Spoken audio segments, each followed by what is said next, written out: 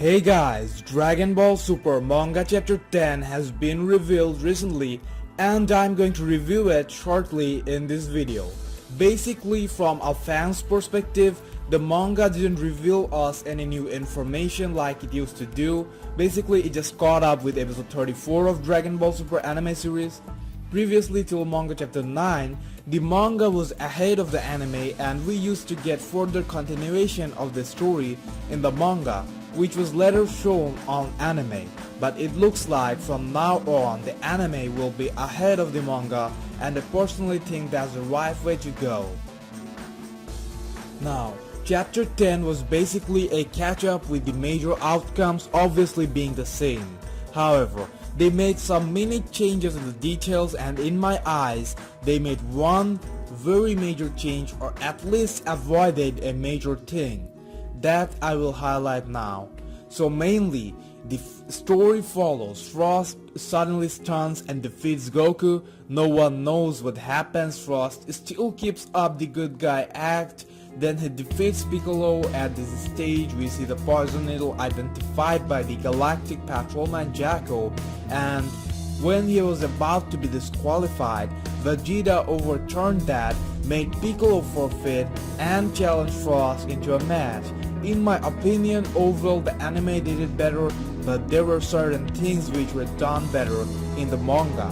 The Goku vs Frost match was way brutal and effects were top notch. I really liked how Toyotoro designed the characters, and the key attacks and the impacts around it were just 5-star. So in the manga the characters looked more accurate and the attacks looked better. What they did with key attacks was just impressive.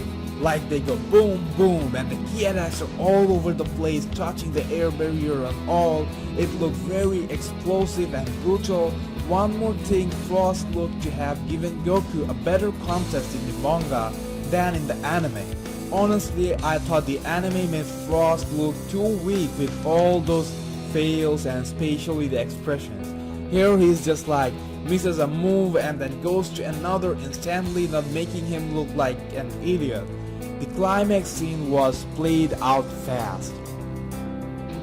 Frost just punched him with the needle and then a moment of sudden struggle, and then Goku is eliminated. They made it look more like it happened so fast. Can't disagree on how the anime shows it either, because all the fights are shown in a slowed down manner. They're all faster than light, so we wouldn't be able to see them anyway. But the haters takes this to their advantage and are like, oh look, Goku is slow, he had so much time. Anyway, then they moved to Piccolo vs Frost. This fight wasn't too better or worse than the anime. Mainly they did one thing right and another wrong. In the anime, Piccolo took off his weighted clothing before the match, but in the manga he did it in the match, and I think manga did it better. It always looks more suitable when Piccolo does it while fighting. You know, it's like his signature style. If Piccolo takes that off, it means things just got serious. Then again, I didn't like what they did with Piccolo's extended arm technique. It basically failed to grab Frost, which was disappointing.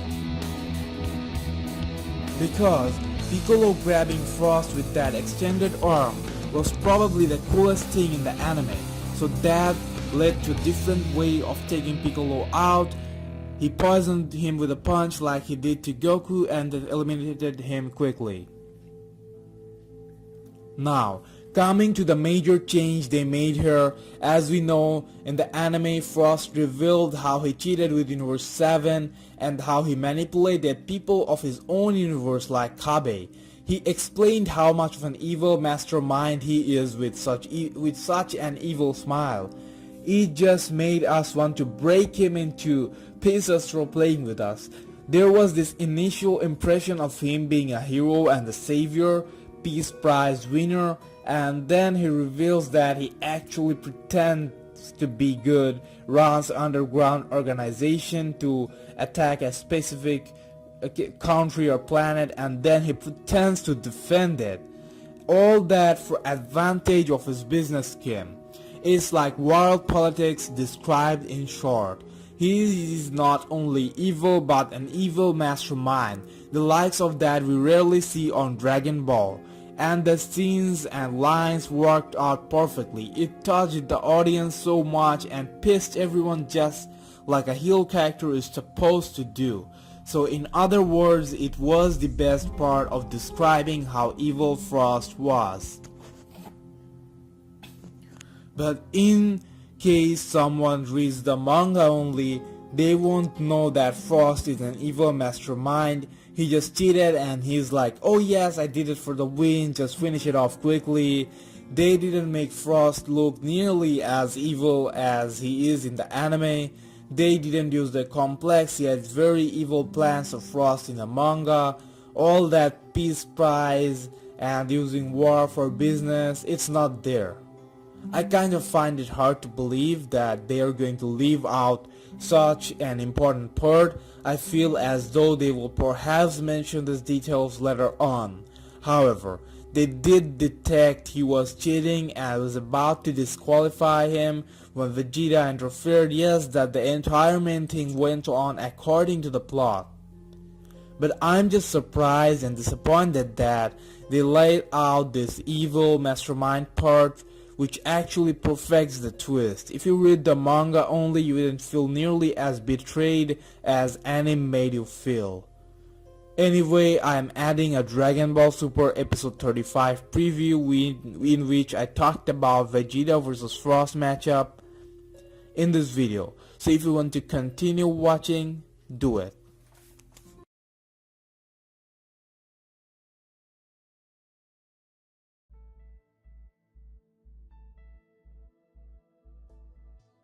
Hey guys, in this video I'm going to talk about the Vegeta vs Frost matchup which will take place in the next episode of Dragon Ball Super.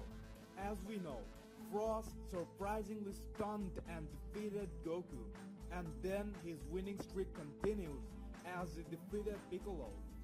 But it was found that Frost actually cheated the entire time, and this can only be defined as the biggest twist ever in the history of Dragon Ball.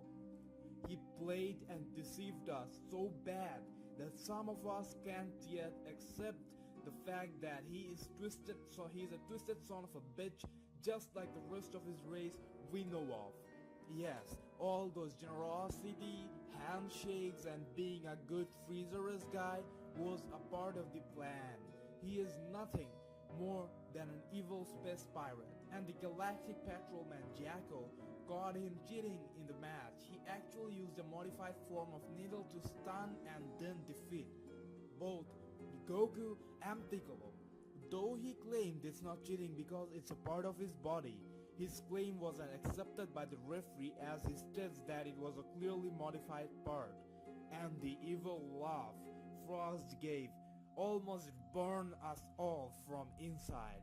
He was supposed to be my brother, but he deceived me so bad, and so Vegeta won't let him go just like that. They were primarily thinking to disqualify him and declare Piccolo the winner. But then, Vegeta said the only way this twisted bitch is going down is when I wreck him apart. So Vegeta forces Piccolo to forfeit and takes his place to fight Frost. Now, let's start the assumption game. If the match goes on perfectly and ends without any interference, that is either Vegeta or Frost will win the match clear, then who is more likely to win? Well, I personally think this is a match Vegeta should win, and this is a match Vegeta deserves to win. And I just want him to beat Frost so bad. There are quite few reasons why I think it's more likely that Vegeta will get the win. Firstly, Frost defeated two fighters from Universe 7, including the trump card Goku. Now, if he increases his winning streak to 3 wins, that I think will destroy the balance of the tournament, if it is to end the following the rules, because there is Mageda, Kabe, and Hit left from Universe 6. And the strongest fighter, Monaka from Universe 7, is yet to play a role. On the other hand, Vegeta Now analyze Frost very well. I mean, Vegeta just saw Goku and Piccolo being defeated to him, and also knows the little secret of Frost. Some might argue that even Piccolo saw Frost defeating Goku, and he's a strategy master, yet he couldn't defeat Frost. But Piccolo didn't know the exact details and how Frost poisons his opponents using a modified needle. Now Vegeta knows that very well. He knows the exact secret of Frost and might have also figured out a way to counter it by now. So it shouldn't be a hard job for Vegeta to take the win, especially if what we saw till now is Frost's max potential. He is not that powerful at all. Piccolo and Goku both absolutely got him. The only reason he was able to win was because of that trick. So unless Frost gets a power boost or has other hidden tricks, that Vegeta is taking this win. But there's another thing to consider here. That is, will the tournament end in the normal way? Basically, according to the rules, last man standing wins the tournament for his team. But will that happen here? In the trailer, we see Frost spreads this green poison all around the arena. Probably he failed to get direct contact with the Super Saiyan Vegeta and tried this method instead. What and why that happened isn't clear. But one thing is certain and is very important, and that is heat interferes. When he does that, or why, is hard to guess, but it looks like that poison thingy really pissed him off, so he is going to take some serious measures. It was almost like Frost was being a badass there, and the bigger badass walks in. The ground around it was getting crystallized like something, or is it dimensional related? Whatever it was very certain that heat had something to do with Frost. We see terrified Frost and his eye, and in his eye the reflection of heat are visible. And Frost is absolutely scared. It's almost like he knows that heat is capable of what heat is capable of and is about to get screwed. So this begs the question, what happened? Is this happening after the match or something? When is heat interfering? Does this indicate the match didn't go on properly? Now, this is confusing, and I leave it up to you to decide. Comment what you think in the comment box below. There is more than just one reason why I think the tournament will be disrupted or something bad is going to happen. Firstly, Goku is the main character of Dragon Ball. He has been eliminated. Secondly, all the fights are being rushed way too much. I mean, no fight even lasted a single episode. That's not very Dragon Ball style at all. A normal Dragon Ball fight takes even up to 3 to 4 episodes. So now, since Goku and Piccolo is eliminated and currently Vegeta is on stage, so I'm assuming he alone wouldn't be able to take down the rest of Universe 6. So it shall come down to Monaka versus Hit if the tournament was to end properly. But will that be interesting? A final match with no major known or popular character involved? And since the fights are going at such a fast pace and being rushed so much, it always feels like a bigger plot is coming. So I wouldn't be surprised if the tournament is interrupted halfway or doesn't end properly. Actually, that would be indeed necessary to keep the story moving. So those are the things I think will probably happen. All are just assumptions and theories. I hope you all do understand that. I don't know why some people get pissed off when they find out that what I assumed it didn't happen word to word. I mean, come on guys, I'm just a fan like you. What makes you think a forever alone YouTuber with an accent only a mother could love can give you 100% perfect assumption? I don't work with Toei, man. That's all for now. I'm the Fan Guy. Subscribe to my amazing channel for daily updates.